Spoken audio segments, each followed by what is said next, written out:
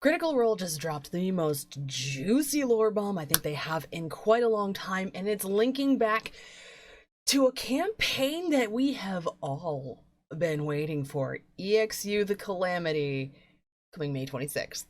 And I am breaking out my old friend and old technique, a frame-by-frame trailer breakdown. I heckin' love these. The trailer opens as we see the symbols of the 8 betrayer gods. These are the 8 pre-divergence betrayer gods circling around in the abyss, which is where they were sent after the schism for betraying their creations and siding with primordials in order to basically kill off anything living on Exandria. Magna is not one of the betrayer gods here because they did not ascend until much later. So there are 8 symbols: Asmodeus, who is the Lord of the 9 Hells, Bane the Strife Emperor, Grummish the Ruiner, Lolth the Spider Queen, Tharizdun the Chained Oblivion, Tiamat the Scaled Tyrant, Torog the Crawling King, and Zahir the Cloaked Serpent.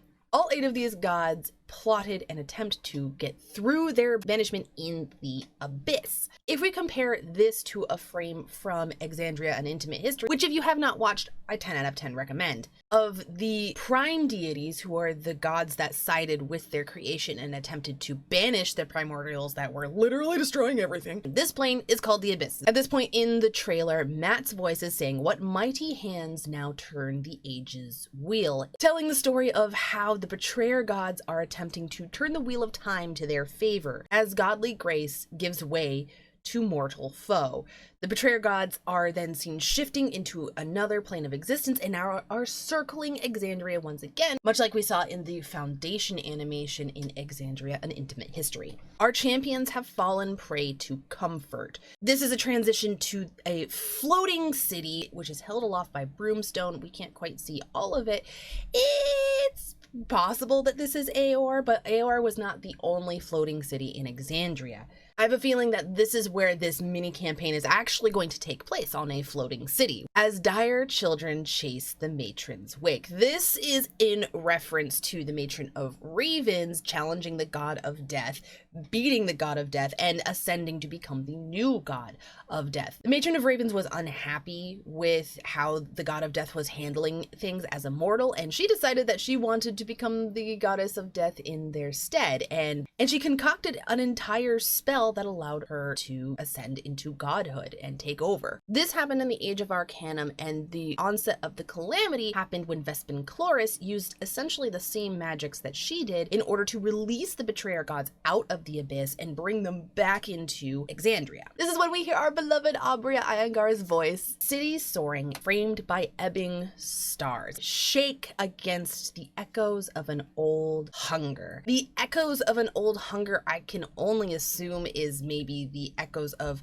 an old hunger for power, which was the undoing of the betrayer gods in the first place, but I could be very wrong. Echoes of an old hunger. If you have an idea of what that could possibly mean, you should probably leave them in the comments. And festering wounds from schisms long since past. The firework takes off, and on the word schisms, we flash to a picture of the abyss. It's future editing, Zoe. If I had done precisely 5 seconds of research, I could have told you what this actually is. This is Gordranas. Gordranas is not another plane of existence. Gordranas is where the betrayer gods hold up during the Calamity in order to spread warfare throughout Exandria. It's actually in Jorhas, where present-day Roxana stands. Basically, the betrayer gods made their base as far away from Isilra as possible. Isilra was where the prime deities were also holed up, trying to keep the forces of the Calamity at bay. So this was the schism between the prime deities and the betrayer gods. The primordials are the elemental forces that controlled Exandria before all of the gods showed up and started forming it into a place that could withstand and hold life. After the foundation of Exandria, primordials rose up as elemental titans to take on and destroy all of the creations.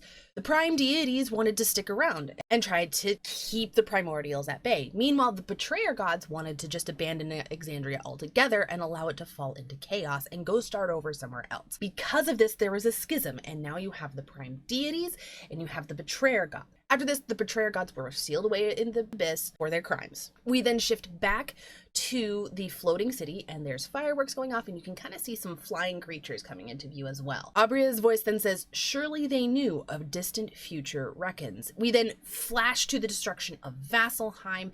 From Exandria and Intimate History, we actually get the more complete look at this artwork. The two that are standing over the destruction of Vasselheim are in fact Asmodeus and Grummish, Asmodeus being the Lord of the Nine Hells, and Grummish the Ruiner, the chaotic evil god. Asmodeus is a lawful evil god, just if you needed to know. And this art also shows Erathis and Bahamut. Erathis is a prime deity known as the Law Bearer. They oversee civilization, law, and peace. Meanwhile, Bahamut is the Platinum Dragon, who presides over honor and justice. We then flash back to the city, and there's more fireworks that are launching, but it feels a little more frantic. Surely they heard the howl of the calamity. And we then flash to one of the more haunting pieces of artwork that comes out of the calamity, in my personal opinion. It's just a straight up shot of people fleeing while their city is burning around them. And this is, how could they? And then beneath the city, as we're looking at it, it actually starts to turn green.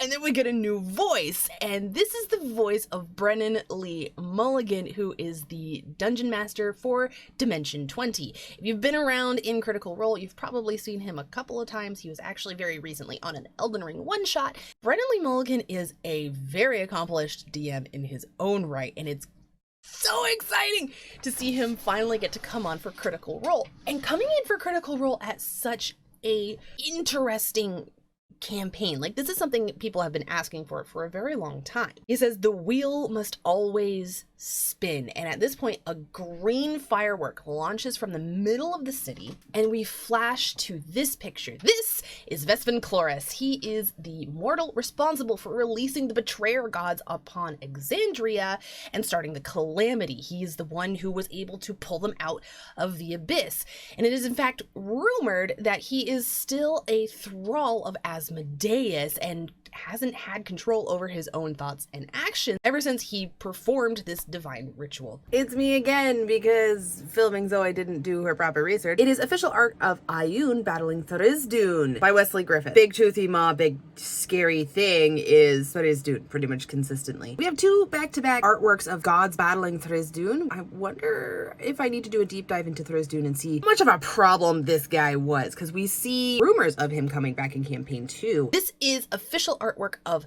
Pelor, the Dawnfather, battling Tharizdun, who is the Chained Oblivion. Pelor is the deity that Pike worships in Vox Machina, and you can see the symbol of the Dawnfather on her chain in The Legend of Vox Machina, the animated series. And then we flash back to Vespanclorus and then back to the city, and Brendan's voice says, "It's gilded fulcrum rotting from within." So the wheel must always spin, its gilded fulcrum rotting from within, as in the wheel of time must always turn, but there's corruption that happens. And you just cut back to the same floating city, completely destroyed, flames and screams coming from it.